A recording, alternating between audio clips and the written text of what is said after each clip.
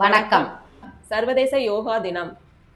யோகா இந்திய கலாச்சாரம் இந்த உலகிற்கு கொடுத்த ஒரு அரிய கொடையாகும். மாண்புமிகு பிரதமர் திரு நரேந்திர மோடி அவர்களின் தீவிர முயற்சியால் 2014 ஜூன் 21ஆம் தேதியை சர்வதேச யோகா தினமாக ஐநா சபை அறிவித்தது. யோகாவின் அவசியத்தை உணர்த்த யோகா தினம் முதல் முறையாக 2015 ஜூன் 21ஆம் தேதி இந்தியாவில் மாண்புமிகு பிரதமர் திரு நரேந்திர மோடி அவர்களால் தொடங்கப்பட்டது. 2026ஆம் ஆண்டிற்கான சர்வதேச யோகா தினத்தின் அதிகாரப்பூர்வ கருப்பொருள் ஆரோக்கியமான முதுமைக்கான yoga, yoga for healthy ageing.